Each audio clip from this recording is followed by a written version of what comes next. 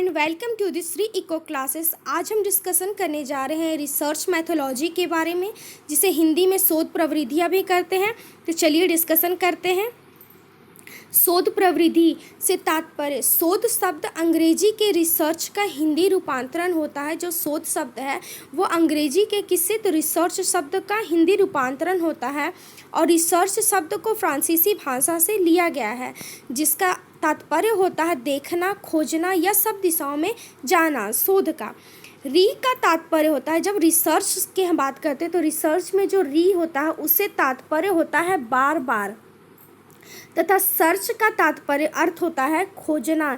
इस प्रकार शोध का तात्पर्य किसी तथ्य को बार बार देखने या खोजने से लिया जाता है। मूल रूप से शोध का तात्पर्य गवेषणा से लिया जाता है। शोध शब्द का सर्वप्रथम प्रयोग ऐतिहासिक घटनाओं की खोज के संदर्भ में किया गया था। सबसे पहले जो शोध है या जो रिसर्च शब्द का जो प्रयोग, रिसर्च का जो प्रयोग ही किया गया था, तो वो सबसे पहले जो हमारी ऐतिहासिक जो घटनाएं हो चुकी हैं, जैसे कि अभी हम लोग डिस्कशन करते हैं कि हड़प्पा सभ्यता के बारे में हमें जानकारी कैसे मिली, या फिर मेसोपोटामिया के बारे में, या फिर और ऐतिहासिक जो घटनाएं जो बीत चुकी हैं उनके बारे में जानकारियां इकट्ठी करने के लिए सबसे पहले शोध प्रवृत्ति या रिसर्च का सबसे पहले प्रयोग किया गया था। और शोध के ही द्वारा उनके बारे में हमें इतनी अच्छी से जानकारियां प्राप्त हुई। महत्वपूर्ण तत्व, जो शोध होती है उसके महत्वपूर्ण तत्व, शोध प्रवृत्ति एक विस्तृत शब्द है जिसके अंतर्गत 3 महत्वपूर्ण तत्व होते हैं। जो शोध प्रवृत्ति है इसके इसके अंतर्गत 3 महत्वपूर्ण तत्व होते हैं। प्रथम होता है सैद्धांतिक परिदृश्य या शोध एवं जांच के तर्क या मार्गदर्शन करने वाले परिदृश्य।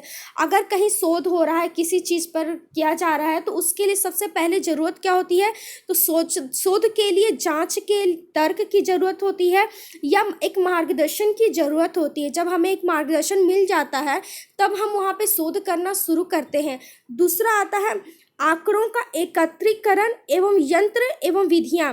जब हम शोध करना प्रारंभ करते हैं और शोध जब करते हैं तो जो उनसे आंकड़े हमें प्राप्त होती हैं उनको हम यंत्रों या विधियों के द्वारा उनको हम संग्रहित करते हैं।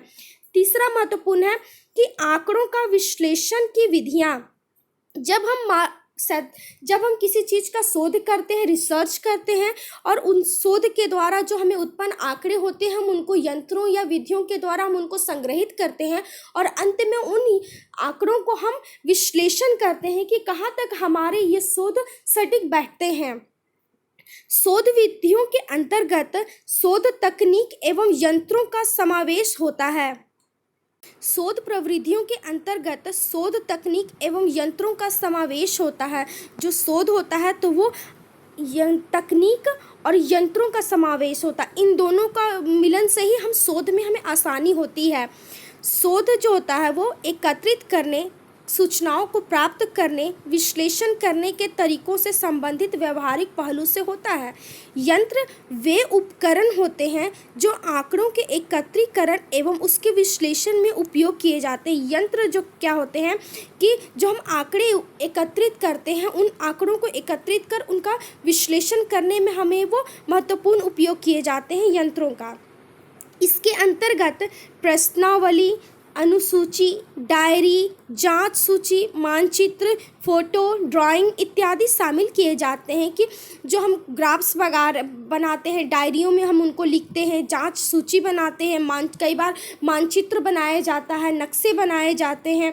तो प्रश्नावली, कुछ क्वेश्चंस हम मार्क करते हैं ताकि हम इनके थ्रू हम अपने शोध को हम आगे बढ़ा सकें। परिणात्मक आंकड़े, आंकड़ों को एकत्रित करने के लिए प्रमुख रूप से संगणन एवं न्यायदर्श विधियों का उपयोग किया जाता है। जो परिणात्मक आंकड़े होते हैं इनमें महत्वपूर्ण होता है संगणक और न्यायदर्श विधियों का उपयोग किया जाता है। वहीं गुणात्मक जो शोध होता है इनमें आंकड़ों का सृजन, संकलन, प्रतिभागी अवलोकन करना, आंशिक या निर्मित साक्षात्कार करना कि थोड़ा सा या फिर जितना संभव हो सके उतना तौर पर साक्षात्कार किया जाए, जीवन की इतिहास के बारे में जानकारी का प्रयोग किया जाए। कई चीज़ होते हैं जिनको प्रयोग के थ्रू किया जाता है। अग्रगामी अध्ययन किया जाता है, दृश्य को जो दृश्य होते हैं उनका अवलोकन किया जाता है, इत्यादि तरीकों से इनका शोध किया जाता है। गुणात्मक शोध में आंकड़ों के विश्लेषण के अंतर्गत विभिन्न चरों में संबंधित स्थापित करने तथा परिणामों की परिशुद्धता का मूल्यांकन करने में प्रयुक्त सांख्यिकीय तकनीक को सम्मिलित किया जाता है। जो आंकड़े हम जो प्राप्त करते हैं शोध के थ्रू, तो जो आंकड़े हमें प्राप्त होते हैं उनको उनका जो परिशुद्धता को जो पैमाना होता है उसको सांख्यिकीय तकनीकों में सम्मिलित किया जाता है उनके विश्लेषण करने के लिए। इस प्रकार प्रविधि, विधियां एवं यंत्र तकनीक शोध प्रक्रिया के 3 महत्वपूर्ण तत्व होते हैं, यानी कि मार्गदर्शन, यंत्र या एकत्रित करना यंत्रों के द्वारा या विधियों के द्वारा, और अंत में उनका विश्लेषण करना। ये किसी शोध के 3 महत्वपूर्ण तत्व होते हैं।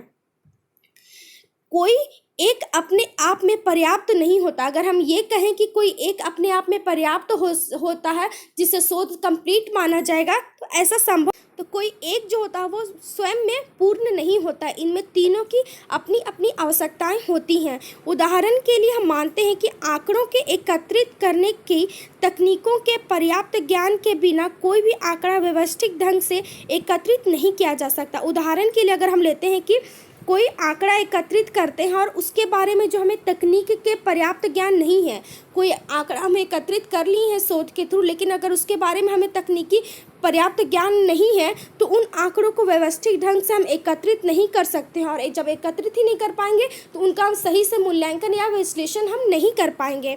आंकड़ों के कुशलतापूर्वक अध्ययन व विश्लेषण हेतु सांख्यिकीय तर्क नीतियों को ठोस ज्ञान की आवश्यकता होती है। अगर हम किन्हीं आंकड़ों का कुशलता से अध्ययन करना चाहते हैं, विश्लेषण करना चाहते हैं, तो इसके लिए सांख्यिकीय नीतियों का जो सांख्यिकीय नीतियाँ होती है उसका ठोस ज्ञान, सही हमें ज्ञान होना बहुत ही ज़्यादा आवश्यक होता है।